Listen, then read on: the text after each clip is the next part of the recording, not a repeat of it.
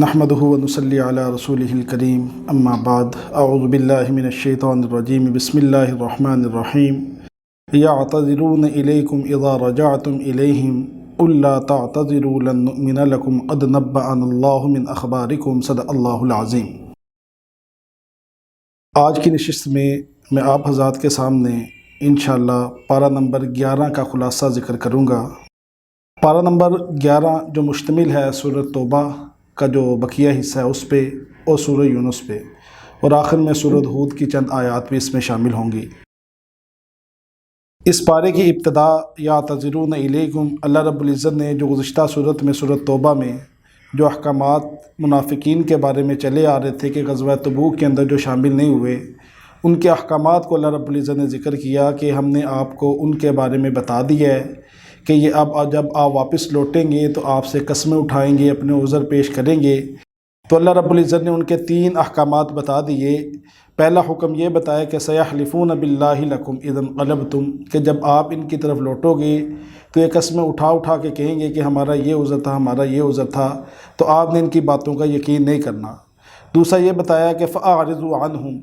کہ جب ہم نے آپ کو ان کے اصل حالات بتا دیے ہیں تو آپ نے ان سے اعراض کرنا ہے، ان سے دوستی نہیں لگانی، ان سے دور رہنا ہے۔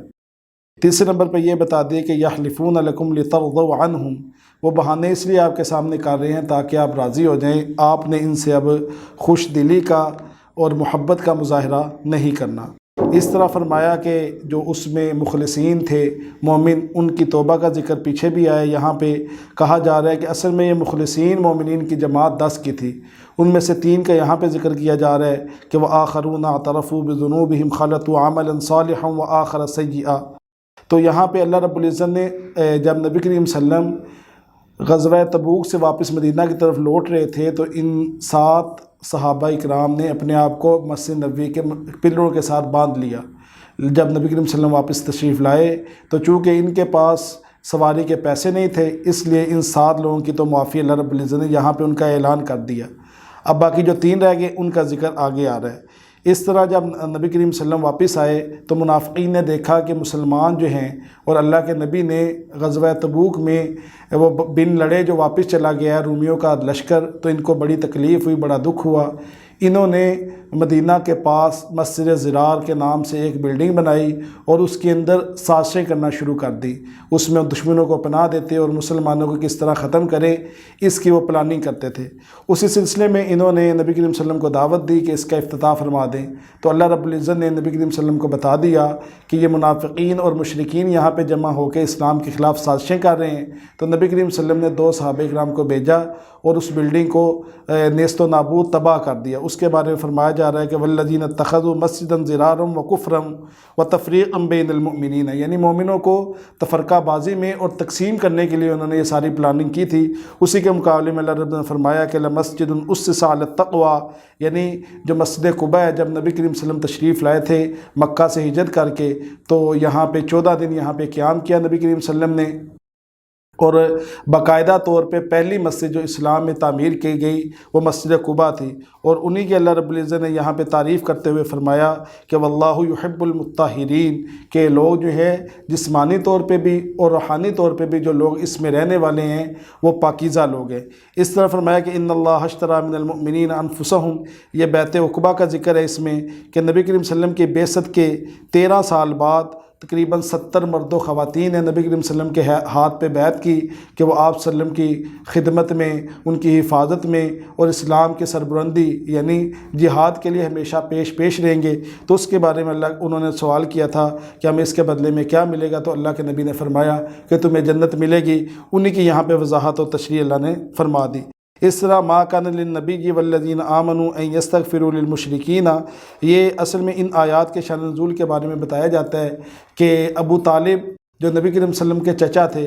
انہوں نے نبی کریم صلی اللہ علیہ وسلم کا بہت ساتھ دیا لیکن آخر تک ایمان نہیں لائے، تو ان کے بارے میں اللہ رب نے فرما دیا کہ جو مشرک ہے اس کے لیے دعا کرنا اور اس کی مغفرت یہ نبی کریم صلی اللہ علیہ وسلم کے اختیار میں نہیں، بلکہ یہ اللہ رب العزت نے فرمایا کہ ان لوگوں کی معافی اور بخشش یہ میرے ہاتھ میں ہے۔ اس طرح جو باقی 3 صحابہ جو مومن مخلصین تھے، وعلی الثلاثة الذین خلفوا حتی اذا ضاقت علیہم الارض، تو ان کے بارے میں بتا دیا کہ جو بقیہ 3 صحابہ کرام تھے جو اپنی سستی کی وجہ سے، جس کا اقرار انہوں نے نبی کریم صلی اللہ علیہ وسلم کے پاس آ کے کیا کہ ہم اپنی سستی کی وجہ سے غزوہ تبوک میں شامل نہیں ہو سکے، ان میں ایک حضرت مرارہ بن ربیع تھے، دوسرے حضرت حلال بن امیہ تھے، تیسرے حضرت کعب بن مالک تھے۔ تو انہوں نے نبی کریم صلی اللہ علیہ وسلم کے پاس آ کے اقرار کیا کہ ہم اپنی سستی کی وجہ سے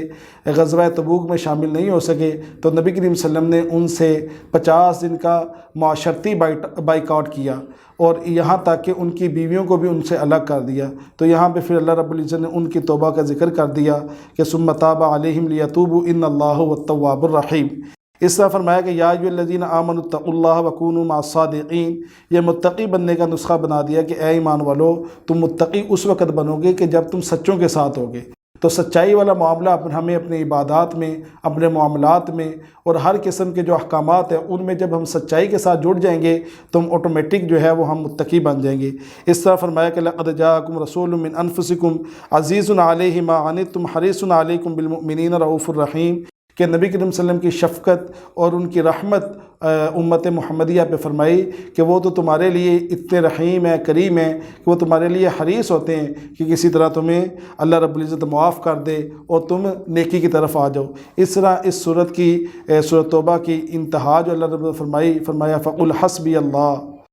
یہ تسلی ہے نبی کریم صلی اللہ علیہ وسلم کو دی جا رہی ہے کہ یہ جو باتیں کرتے ہیں اس پہ آپ پریشان نہ ہوں، بلکہ اللہ پہ توکل کریں۔ لا الہ الا هو علیہ توکلت وہو رب العرش العظیم۔ یہاں پہ بھی بتاتے ہیں کہ حسبی اللہ لا الہ الا هو علیہ توکلت وہو رب العرش العظیم کو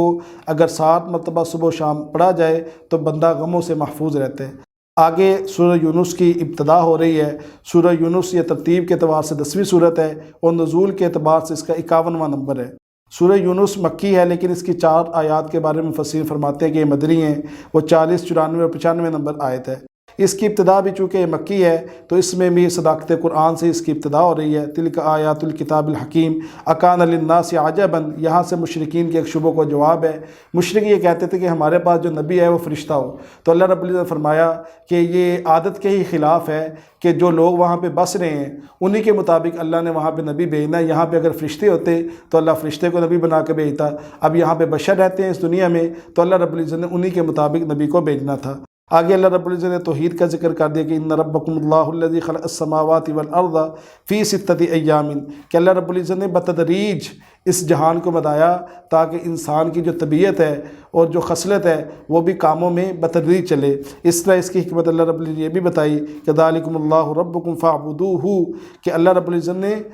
تمہاری آزمائش کے لیے اس دنیا کو بنایا تاکہ تم یہاں پہ جو کام کرو گے اسی کا بدلہ تمہیں آخر میں دیا جائے گا۔ اس طرح فرمایا کہ وَلَوْ يُعَجِّلُ اللَّهُ لِلنَّاسِ الشَّرَّ اسْتِعْجَالَهُم بِالْخَيْرِ، یہ اللہ رب العزت نے ایک بڑا قانون بتا دیا کہ انسان جب غم میں ہوتا ہے، غصے میں ہوتا ہے، پریشانی میں ہوتا ہے تو اللہ رب العزت نے جس طرح خیر مانگ رہا ہوتا ہے ایسے ہی اپنے لیے شر بھی مانگ لیتا ہے، لیکن اللہ رب العزت نے یہ اصول رکھا ہوا ہے کہ انسان کے شر کو فوری اللہ قبول نہیں کرتے۔ جیسے مائیں گھروں میں کہہ دیتی ہیں اپنے بیٹوں کو اللہ تیرا بیڑا گرک کرے، اللہ تیرا ایسا کرے، تو اگر ایسا ہونے لگ جائے تو اللہ رب فرما رہے ہیں کہ دنیا میں کوئی چلنے والا نہ رہے۔ تو اس لیے ہمیں بھی خیال کرنا چاہیے کہ جب ہم اپنے بچوں کو یا شوہر کو یا اسی طرح والدین اپنے بچوں کو رخصت کریں تو دعائیہ کلمات کے ساتھ کرنا چاہیے۔ اس طرح جب غصہ بھی ہو تو ان کو دعا دینی چاہیے، نہ کہ ان کو برا بھلا کہنا چاہیے، کیونکہ قبولیت کی گھڑی کا کوئی پتہ نہیں ہوتا۔ اسی طرح آگے فرمایا کہ وَإِذَا تُتْلَىٰ عَلَيْهِمْ آيَاتُنَا بَيِّنَاتٍ، یہ مشرکین کے مطالبے کا جواب دیا جا رہا ہے کہ مشرکین کہتے تھے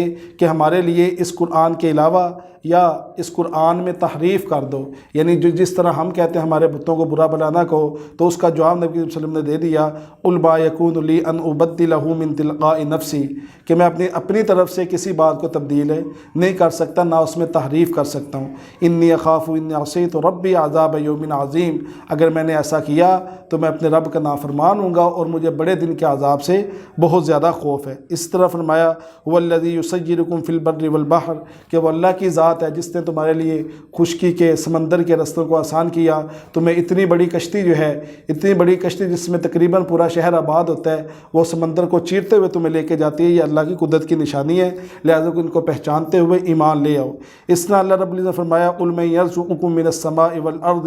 أَمَّن يَمْلِكُ السَّمْعَ وَالْأَبْصَارَ، یہ مشرکین سے سوالات ہیں کہ اگر ان سے پوچھا جائے کہ تمہیں کون رزق دیتا ہے، اصل میں مشرکین مکہ نا یہ بھی کہتے تھے کہ جس طرح ہمیں خدا کی عبادت کی ضرورت ہے، اسی طرح ہمیں بتوں کو بھی، چونکہ وہ اللہ کے معاون ہیں، تو اس کی اللہ نے تردید فرما دی کہ فَسَيَقُولُونَ اللَّهُ، کہ ان کو کہنا پڑے گا یہ سارے کام جو ہیں وہ صرف اللہ ہی کرتے ہیں، صرف اللہ ہی کرتے ہیں، اللہ کے ساتھ کوئی شامل نہیں ہے۔ اس طرح فرمایا قُلْ فَأْتُوا بِسُورَةٍ مِّثْلِهِ وَادْعُوا مَنِ اسْتَطَعْتُمْ، یہ صداقت قرآن ان کو چیلنج دیا جا رہا ہے کہ تم اہل فصیح عرب ہو، تم عربی زبان کو جانتے ہو، تو اگر تم کہتے ہو یہ قرآن نعوذ باللہ نبی کریم صلی اللہ علیہ وسلم نے خود بنا لیا ہے، تو اس کے مقابلے میں کوئی چھوٹی سی صورت ہی لے آؤ، تو وہ نہیں لا سکے۔ اس طرح فرمایا وَيَقُولُونَ مَتَىٰ هَٰذَا الْوَعْدُ إِن كُنتُمْ صَادِقِينَ، وہ نبی کریم صلی اللہ علیہ وسلم سے سوال کرتے تھے یہ قیامت کب واقع ہوگی، تو اللہ کے نبی نے فرمایا کیا ہو گیا کہ تمہیں اتنی جلدی اس قیامت کے آنے کی کہ جب وہ آئے گی نہ تو وہ ایک گھڑی مؤخر ہوگی اور نہ ایک گھڑی جلدی آئے گی، تو لہذا اس کا بار بار تم مجھ سے سوال نہ کرو۔